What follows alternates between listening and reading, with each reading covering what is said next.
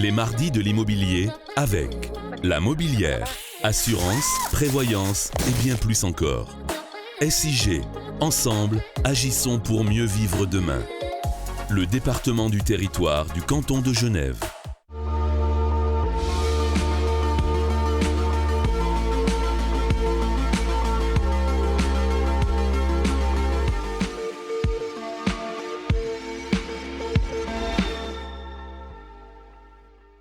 Bonjour à tous, bonjour à toutes, bienvenue dans cette nouvelle édition des Mardis de l'immobilier. Nous allons parler, nous l'avons déjà fait il y a quelques semaines, d'assurance, l'assurance qui concerne tout le monde tout au long de sa vie, mais qui concerne particulièrement les propriétaires et les locataires immobiliers lorsqu'on déménage, lorsqu'on s'installe dans un appartement neuf, ou bien simplement quand on reste chez soi, mais qu'on veut mettre à jour, être sûr d'être en sécurité avec ses contrats d'assurance, ses polices d'assurance et ses mesures de sécurité pour préserver son patrimoine. Nous allons en parler avec deux conseillers en assurance, en prévoyance et en hypothèque, rien que ça. Alors, tout d'abord, Arnaud Jackson. Bonjour, bienvenue. Et ensuite, Marc Camporini, bonjour. Bonjour Thierry. Alors, nous allons parler de l'habitat et des assurances habitat. Ça comprend un certain nombre d'éléments. On va peut-être commencer par vous, Arnaud. Quel est le contenu d'une assurance habitat classique ?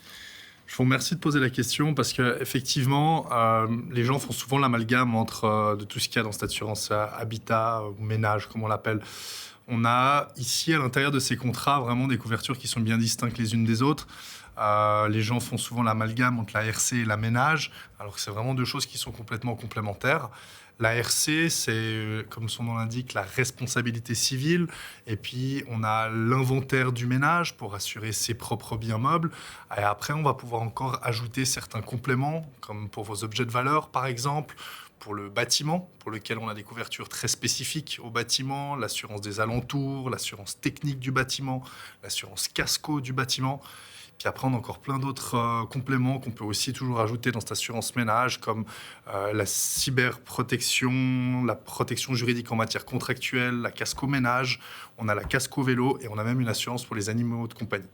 Oui, effectivement, c'est relativement riche. Alors, on va essayer de débrouiller un petit peu tout ça, en tout cas, de parler de certains de ces éléments. Marc Camporini, qu'est-ce que c'est que la responsabilité civile ? Ça concerne les locataires et les propriétaires.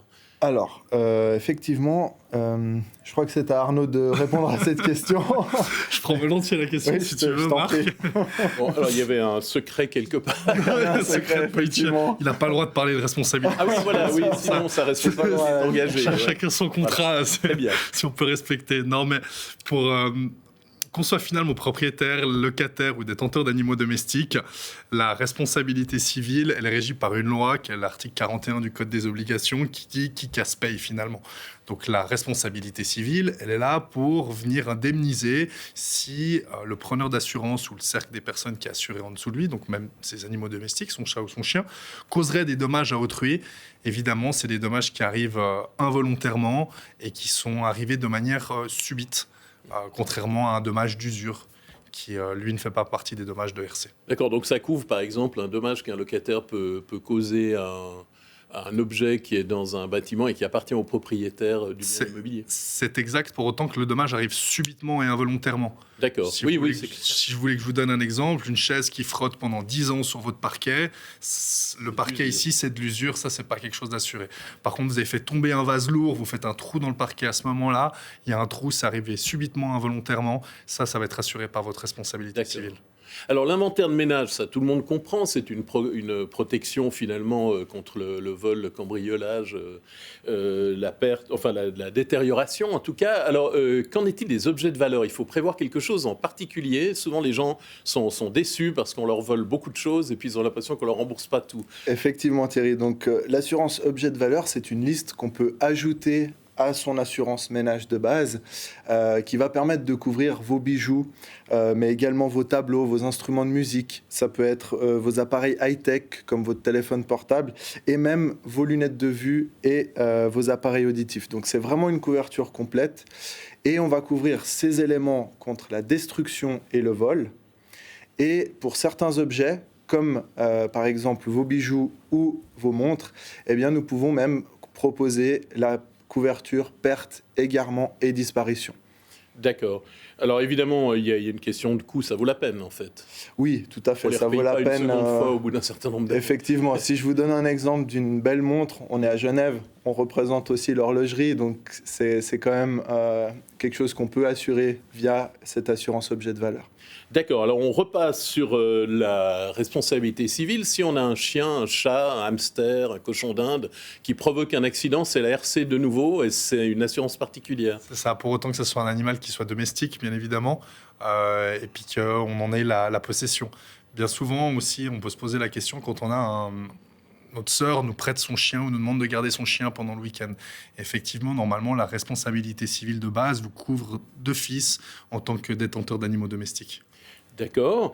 C'est jusqu'à un gros montant ou c'est comme pour un être humain Oui, tout à fait. C'est la même que nous, en fait. Le preneur d'assurance et son cercle en dessous est assuré, le chien en faisant partie.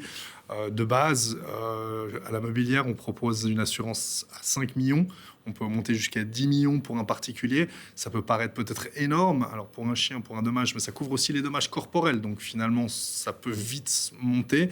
Et c'est simplement aussi si demain, vous mettez le feu dans votre appartement, et ça brûle les 5 étages du dessus, 5 millions pour un immeuble à Genève, on sait que ça peut être même un peu limite. D'accord.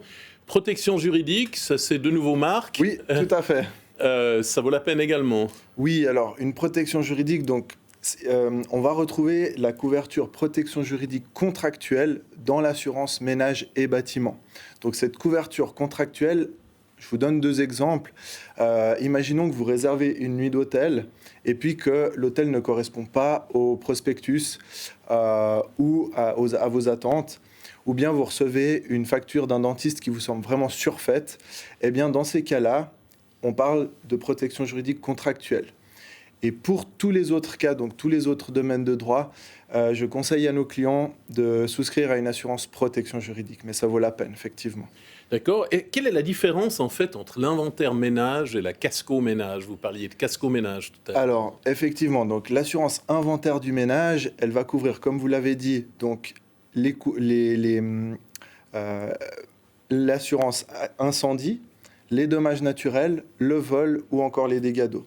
Et pour la partie de la casco ménage, eh bien, nous allons pouvoir couvrir la casse de vos objets. Donc ça peut être votre téléphone portable, votre ordinateur et plein d'autres objets. D'accord. Le bâtiment, on en avait parlé avec votre agent général d'ailleurs, Denis Hostetler. Le bâtiment, il y a du nouveau, il y avait quelques changements l'année dernière. On pouvait changer de police, si je me souviens bien, on l'avait annoncé. Effectivement. Puis tout d'abord, j'aimerais saluer la prestation sensationnelle de notre agent général, Monsieur Denis Hostetler, de la précédente émission. J'en profite. Non, mais effectivement, on avait ce changement de loi pour les dommages naturels qui est arrivé en début d'année, qui a dû être qui a été fait pour notre part, mais de gros changements dans ce genre-là, non, il n'y a pas de... Voilà, donc ça, c'est... Alors, il y a un aspect quand même qui vaut la peine peut-être de souligner, c'est les considérations techniques. Là, c'est plutôt pour les propriétaires, c'est l'assurance technique du bâtiment.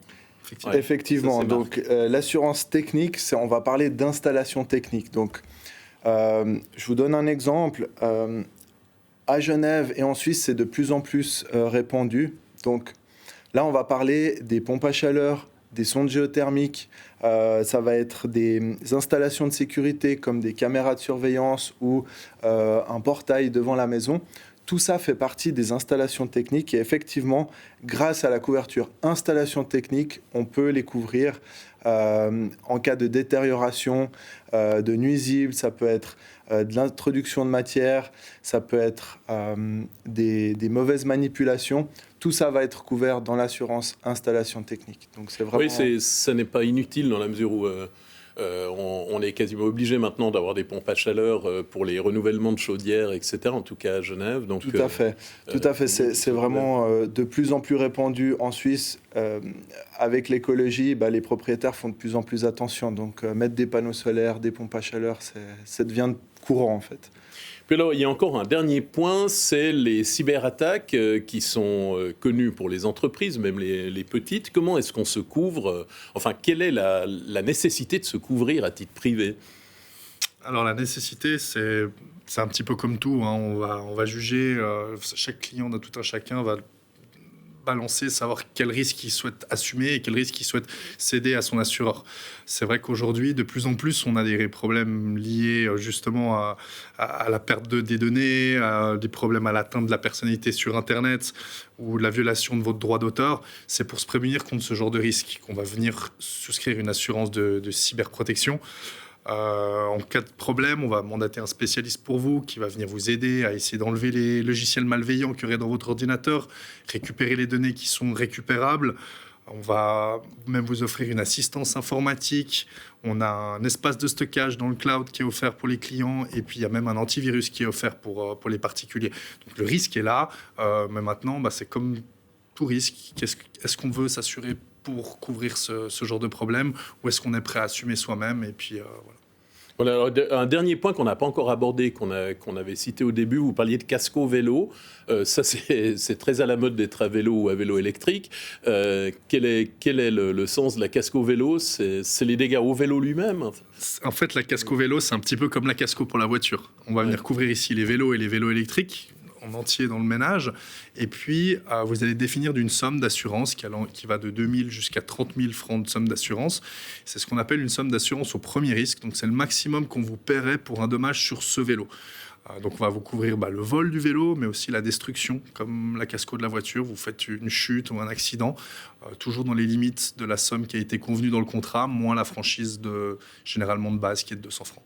Parfait. Puis bien entendu, on recommande à nos téléspectatrices et téléspectateurs d'aller lentement avec ces vélos parce que c'est vrai qu'il n'y a pas que le vélo, il y a aussi les gens qu'on peut renverser ou soi-même, on peut également se faire très mal avec un vélo électrique. Voilà, écoutez, merci beaucoup Marc Camporini et Arnaud Jackson de ces conseils qui vont certainement être très utiles à nos téléspectatrices et téléspectateurs. Je vous souhaite une excellente journée et je vous donne rendez-vous pour un prochain Mardi de l'immobilier, toujours sur l'Aimant Bleu, bien naturellement.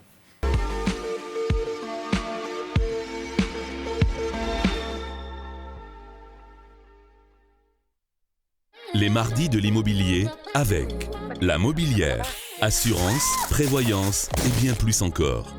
SIG, ensemble, agissons pour mieux vivre demain. Le département du territoire du canton de Genève.